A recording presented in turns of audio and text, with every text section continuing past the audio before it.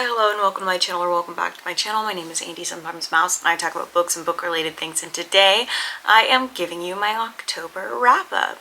Now, this wrap-up is going to be relatively short and sweet, and that is predominantly because I didn't read a ton of books in October. However, that number does seem like it's probably going to be ticking up a little bit in November, so we have that to look forward to. I'm just going to dig right into it because I've got a very busy day of content to make, so I'm just going to get right into it so that you guys can have that information for you.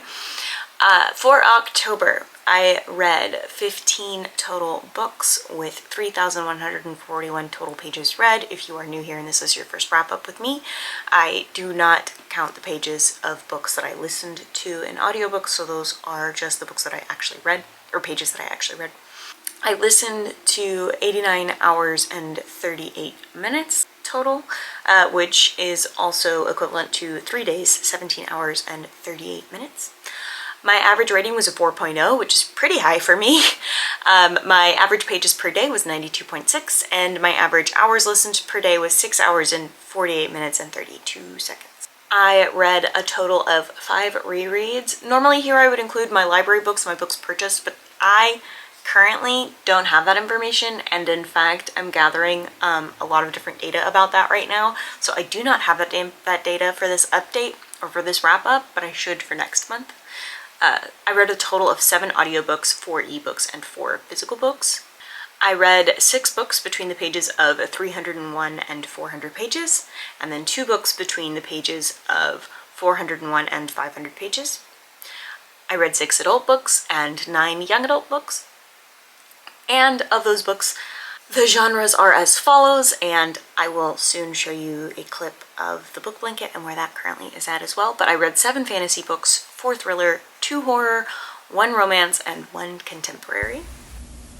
And here's where the book blanket is at. My husband's cat definitely thinks that it belongs to him, but anyway.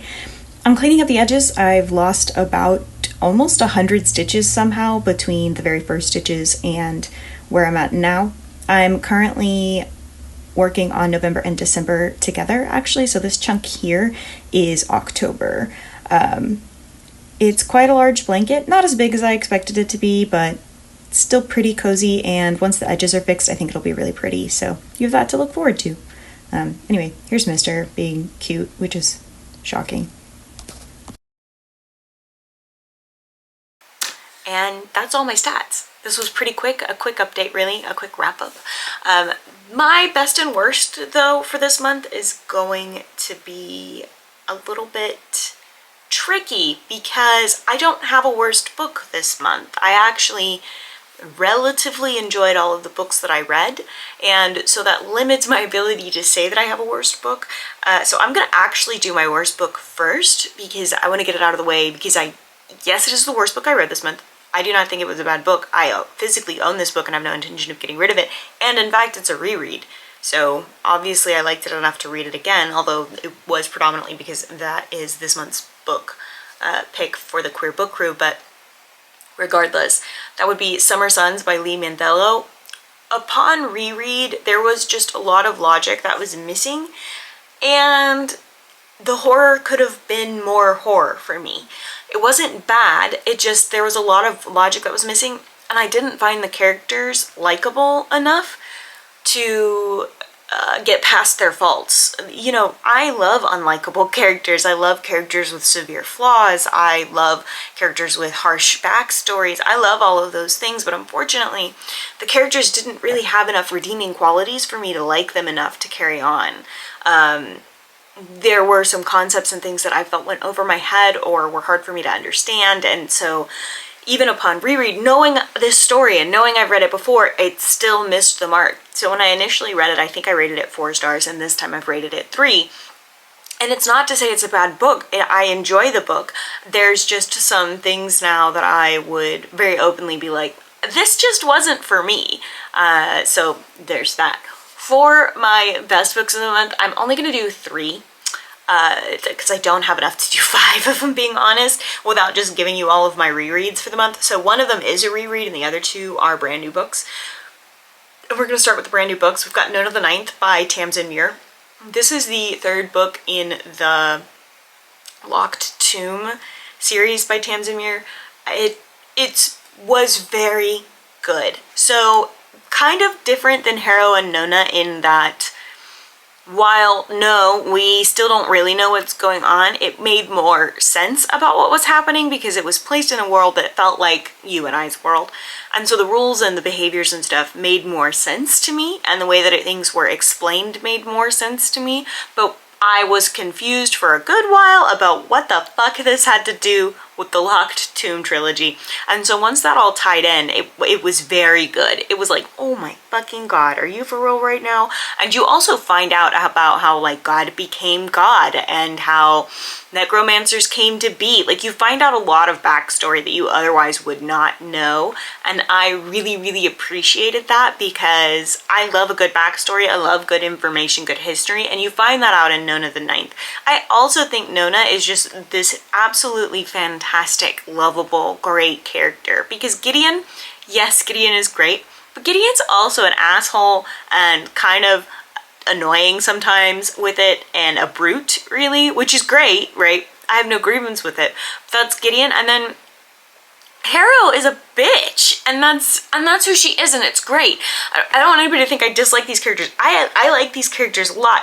Nona is just a sweet baby. She's just a sweet baby who does not know what's going on in the world, and you know, same bestie. And I appreciated the difference between Nona, the stark difference between Nona and Harrow and Gideon, as well as the characters that interact with Nona that we know from Harrow and Gideon's story, the way that they treat Nona and how that's different. I appreciated that greatly. I thought that was done really well, and I had a lot of fun reading it. Now, my next book is going to be The Final Gambit by Jennifer Lynn Barnes, which next week, my final part of that book series where I do deep dives on this book series, that will be coming out next week for this book specifically, The Final Gambit. I just really appreciate the way that thus far there hasn't been massive plot holes or things that Jennifer dropped the ball on, or the characters are consistently the characters, the storyline is consistent, and while I do think that The Final Gambit, we didn't necessarily need it. We could have gotten away with the Hawthorne Legacy just being the duology, or the Inheritance games just being the duology. Adding the third book wasn't necessary, but it was fun, and it gave some context that we were missing. So why did Tobias choose Avery? We don't really ever get the answer to that until this book. And once we get the answer to that, it's really, really interesting, as well as more of Toby's background and who he is and why he took off and that kind of thing. We had those things referenced in the second book, but we never really got them clarified until the third. And I really think that this was a great place for the books to end. I know there is a fourth book coming out, but I don't think it's like a continuation of the story, but I honestly don't know. I haven't done enough research into it and I need to look into it.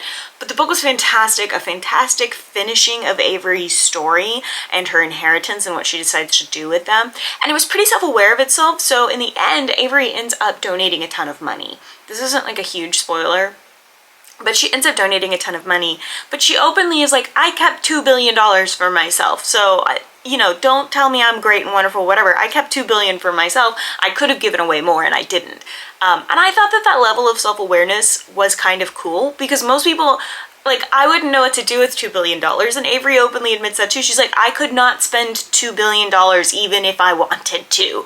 And I thought that was really cool, because most people are not that self-aware, especially rich people. So I really appreciated that add in there, that like recognition that most people couldn't spend $2 billion on their own. It is just a fun read. You know, you don't read a lot of mystery books that aren't murder-based, and this was not murder-based inherently, and so I enjoyed it a lot.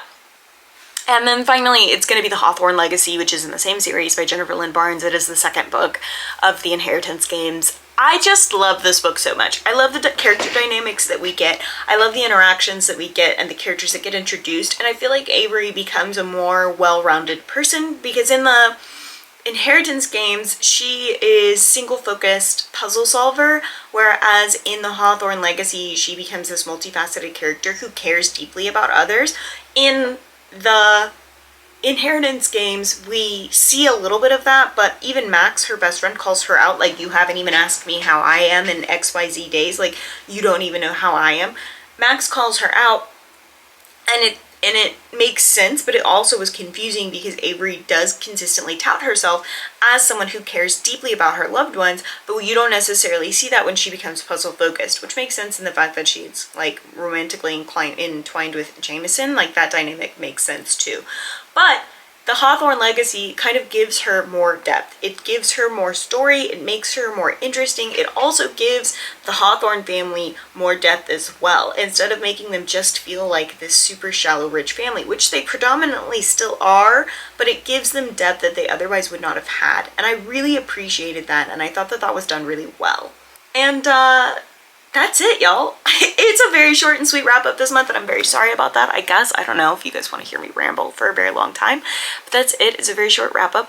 I hope that you guys enjoyed this video. I hope you are enjoying Clear Your Shit, because as of today, today's the first day of Clear Your Shit, so welcome. Hope you're enjoying it. And I will talk to you guys on Thursday. I post every Tuesday and Thursday at 10 a.m. Central Standard Time. If you enjoyed this video, don't forget to like and subscribe and share. I'm very, very close to 1,000 subscribers, which means I'm very, very close to monetization, which is very...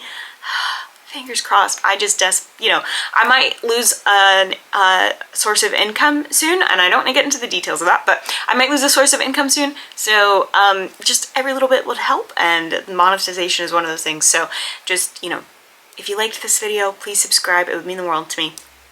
If you didn't like this video, let me know in the comments down below how I can make it better for you, unless it is about my opinion, in which I cannot change that. I mean, I could, but I don't want to, and it's subjective, so I don't necessarily mean that. It doesn't necessarily mean that I'm wrong or that you're wrong. Opinions are subjective.